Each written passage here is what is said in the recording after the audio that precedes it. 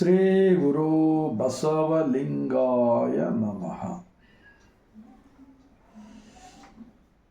ಜಗಜ್ಯೋತಿ ವಿಶ್ವಗುರು ಮಹಾತ್ಮ ಬಸವಣ್ಣನವರನ್ನು,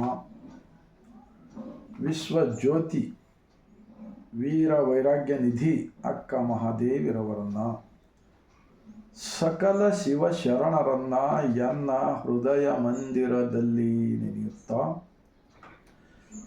150 ಕೋಟಿ ಭಾರತೀಯರಿಗೆ ಬಸವಣ್ಣನ ನಾಡು, ಶರಣರ ನಾಡು, ಅನುಭವ ಮಂಟಪ, ಬಸವ ಕಲ್ಯಾಣದ ಭೂಮಿಲಿಂದ ಬಾಗಿದ ತಲೆ ಮುಗಿದ ಕೈಲಿಂದ ಸರ್ವರಿಗೂ ಶರಣ. ಒಂದು ಬಸವಣ್ಣನವರ ವಚನ ದೇವರ ಕಲ್ಪನೆಯ ಬಗ್ಗೆ. ದೇವ ಇಂತಹನೆಂದು ತೋರಿಕೊಡುವೇನು ಗಣಗಳಿಗೆ, ಶಿರಿಯಾಳನ ಮಗನ ಬೇಡಿದಾತ ನೀ ದೇವ,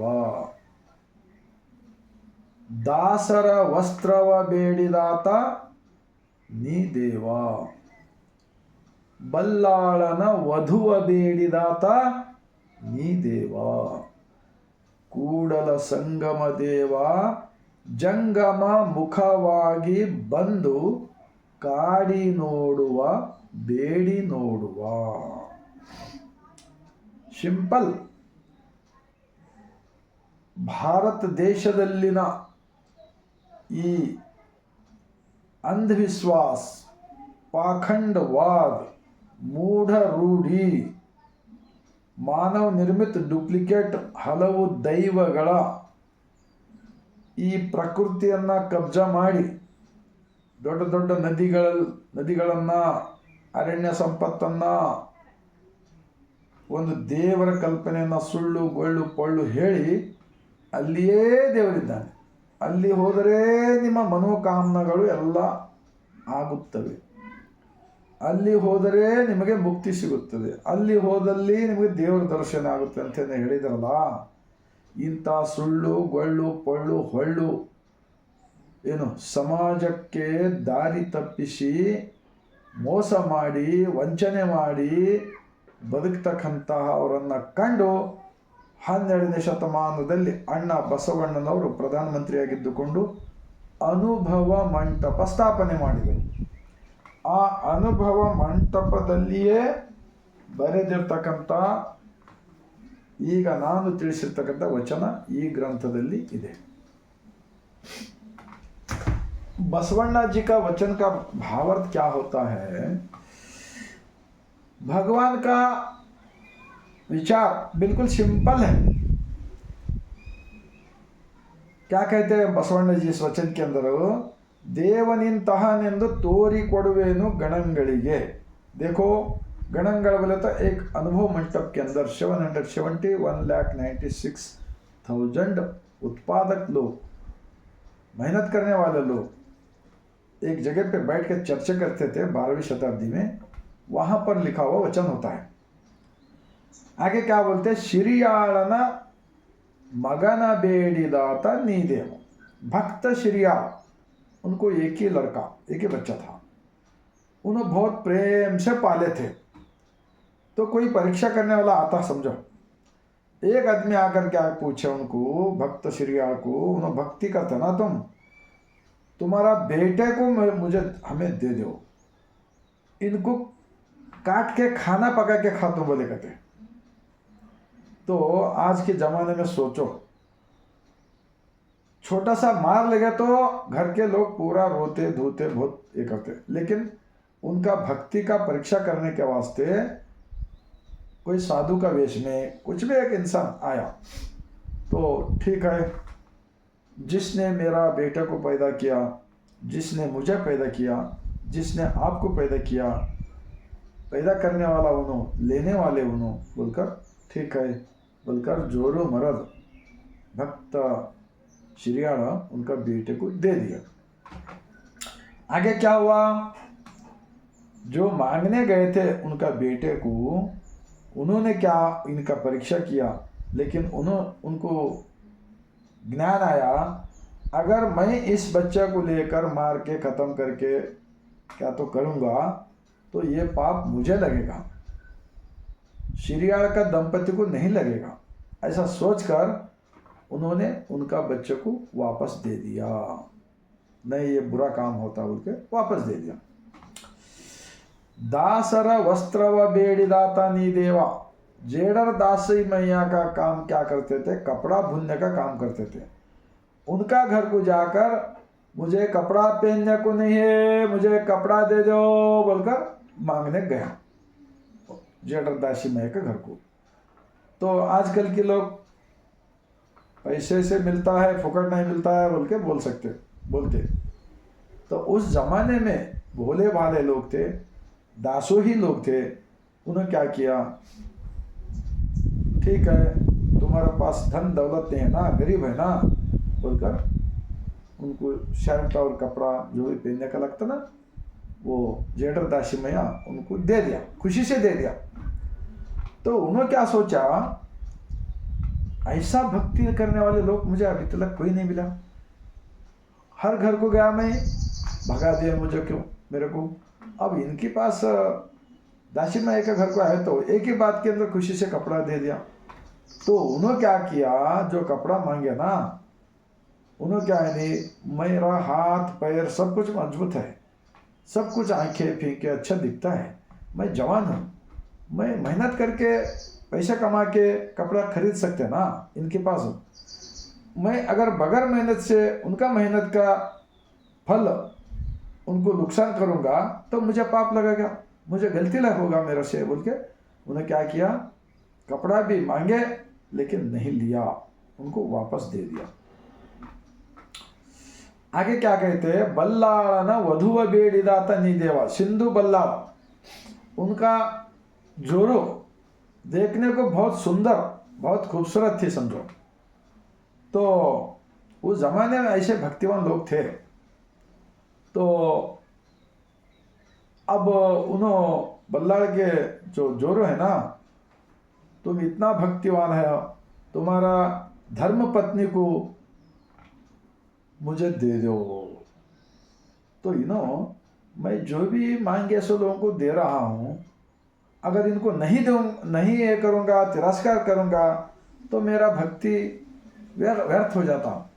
मेरा जैसा इंसान इस मांग रहा ना, मेरा जोरू को बनाया सवाला सृष्टि का मालिक, उनको बनाया सवाला सृष्टि का मालिक, मेरे को बनाया सवाला सृष्टि का मालिक, ठीक है बोलकर दिल में कितना भी दर्द हो गए तो भी उनका भक्ति को कुंद नहीं आना बोल के, ठीक है बोल के उनको जोरू को दे दिया। उन्होंने उनका जोरू को लेके थोड़ा दूर तक लेके गया। अगर मैं उनका धर्म का पत्नी को मैं अगर उनके साथ गलत व्यवहार करूँगा तो मेरे को भी पाप लगेगा, वो एक न एक दिन इसका पश्चाताप मुझे करना पड़ेगा, मैं वो पाप नहीं करूँगा। बल्लाळ जी आपका वधू को मैं वापस दे रहा हूँ, मेरे से गलती हो गई, माफ़ कर दो बोल के उनको वापस दे दिया। तो ಈ ಥರ 3 ಉದಾಹರಣೆಗಳನ್ನು ಕೊಟ್ಟಿದ್ದಾರೆ ಬಸವಣ್ಣನವರು ಈ ವಚನದಲ್ಲಿ। ಹಾಗೆ क्या बोलते, ಕೂಡಲ ಸಂಗಮ ದೇವ ಜಂಗಮ ಮುಖವಾಗಿ ಬಂದು ಕಾಡಿ ನೋಡುವ ಬೇಡಿ ನೋಡುವ।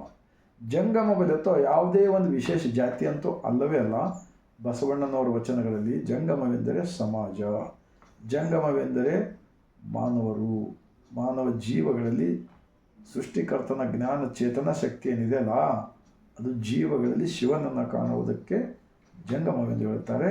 ಇನ್ನೊಂದು ವಿಚಾರದಲ್ಲಿ ಬಸವಾದಿ ಶಿವಶರಣರು ನಿಜವಾಗಿರ್ತಕ್ಕಂಥ ಜಂಗಮರಾಗಿದ್ದರು। ಅವರು ಸತ್ಯವನ್ನೇ ನಂಬಿ ಸತ್ಯವನ್ನೇ ಆಚರಿಸಿ ಸತ್ಯದಿಂದ ದುಡಿದು ಕಾಯಕವೇ ಕೈಲಾಸ ಅರಿವೇ ಗುರು ದೇಹವೇ ದೇವಾಲಯದ ಒಪ್ಪಿಕೊಂಡು ಬದುಕಿಕೊಟ್ಟಿರ್ತಕ್ಕಂಥ ವಚನಗಳು। ತೋ ಕೂಡಲ ಸಂಗಮ ದೇವ ಜಂಗಮ ಮುಖವಾಗಿ ಬಂದು ಕಾಡಿ ನೋಡುವ ಬೇಡಿ ನೋಡುವ। ಅವತ್ತಿನ ದಿವಸ ಜೀವಗಳಲ್ಲಿ ಪರೀಕ್ಷೆ ಮಾಡಿದರು।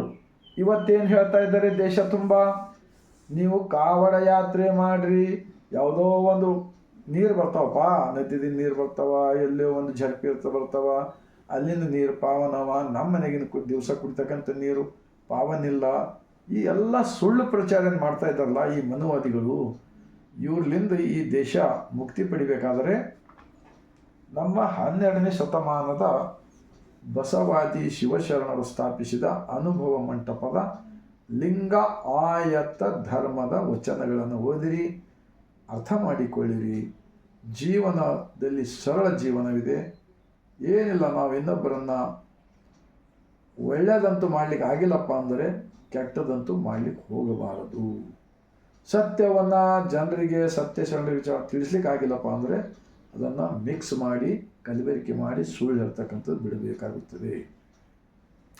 ನಿಮ್ಮ ಮನೆಯ ಅಂಗಳದಲ್ಲಿ ಒಂದು ಮರವನ್ನು ಹಚ್ಚಲಿಕ್ಕೆ ಆಗಿಲ್ಲಪ್ಪ ಅಂದರೆ ಇನ್ನೊಬ್ಬರ ಮನೆ ಮುಂದಿನ ಗಿಡವನ್ನು ಕಡಿಯಬಾರದು.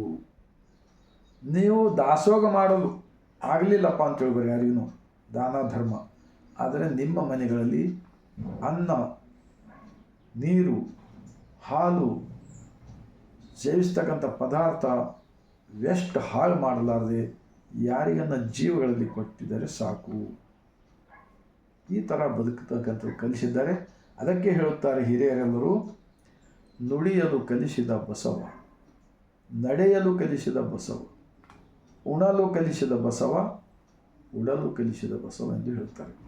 ಈ ಕಾರಣಕ್ಕಾಗಿ ದೇವರ ಕಲ್ಪನೆ ಅಂತೂ ನಿಮ್ಮ ಹೃದಯಕ್ಕೆ ತಟ್ಟಿದೆ. ಆದರೆ ಸ್ವಲ್ಪ ಆತ್ಮಾವಲೋಕನ ಮಾಡಿಕೊಳ್ಳಿರಣ್ಣ. ಲೈಕ್ ಮಾಡಿರಿ, ಸಬ್ಸ್ಕ್ರೈಬ್ ಮಾಡಿರಿ. ಇನ್ನೊಬ್ಬರನ್ನು ಇಂಥ ವಿಚಾರಗಳನ್ನು ತಿಳಿಸುತ್ತಾ ಹೋದರೆ ಮಾತ್ರ ಸ್ವತಂತ್ರ ಭಾರತ ದೇಶದಲ್ಲಿ ನಾವೆಲ್ಲರೂ ಸ್ವತಂತ್ರರಾಗಿ ಬದುಕಲು ಬರುತ್ತದೆ. ಮತ್ತು ಈ ರೀತಿ ನಾವೆಲ್ಲರೂ ಆಚರಣೆ ಮಾಡುತ್ತಾ ಹೋದರೆ, ದೇಹವೇ ದೇವಾಲಯ ಎಂದು ಒಪ್ಪಿಕೊಂಡು ಬದುಕ್ತಾ ಹೋದರೆ ಭ್ರಷ್ಟಾಚಾರ ಮುಕ್ತ, ಜಾತಿ ರಹಿತ, ಧರ್ಮ ಸಹಿತ ಕಲ್ಯಾಣ ರಾಜ್ಯ ಮಾಡಲು ಬರುತ್ತದೆ. ಅದು ಜಗತ್ತಿನ ಮೊದಲನೇ ಪ್ರಜಾಪ್ರಭುತ್ವ ಅನುಭವ ಮಂಟಪದ ಶರಣರ ವಚನಗಳಿಂದ ಎಂದು ಮಾತ್ರ ಹೇಳಲು ನಾವು ದೇಶದ ಎಲ್ಲರೂ ಹೆಮ್ಮೆ ಪಡಬೇಕಂತ ಹೇಳ್ತಾ, ತಮ್ಮೆಲ್ಲರಿಗೂ ಮತ್ತೊಮ್ಮೆ ಬಸವಣ್ಣನ ನಾಡು ಅನುಭವ ಮಂಟಪದ ಭೂಮಿಯಿಂದ ಶರಣುಗಳೊಂದಿಗೆ ಅಂದಿನ ಶರಣರು ಬಸವಣ್ಣನವರು ಬರೆದಿರತಕ್ಕಂಥ ವಚನ, ಅದರಲ್ಲಿ ಶರಣರು ಜೀವಂತವಾಗಿದ್ದಾರೆಂದು ನಾನು ನಂಬಿದ್ದೇನೆ. ಆ ವಚನವನ್ನು ನಾನು ಆತ್ಮಾವಲೋಕನ ಮಾಡಿ ದೇವರ ಕಲ್ಪನೆ ಏನದ, ಯಾವುದು ಸತ್ಯ ಇದೆ, ಯಾವುದು ಸುಳ್ಳು ಅವಲೋಕನ ಮಾಡಿ ನನ್ನ ಶರೀರ ನಿಮಿತ್ತ ಮಾತ್ರ ನನ್ನ ಅಂತರಂಗದ ಸೃಷ್ಟಿಕರ್ತನ ಚೇತನ ಜ್ಞಾನಕ್ಕೆ ಆ ವಚನ ನನಗೆ ಸರಿ ಅನಿಸಿದ ಬಳಿಕ ನಾನು ಕೂಡ ಈ ಮೂಲಕ ಶರಣರ ಏನು ಭಾವನೆ ಇತ್ತು ಅದನ್ನೇ ಹೇಳಿದ್ದೇನೆ ಎಂದು ಹೇಳ್ತಾ ತಮ್ಮೆಲ್ಲರಿಗೂ ಮತ್ತೊಮ್ಮೆ ಶರಣು.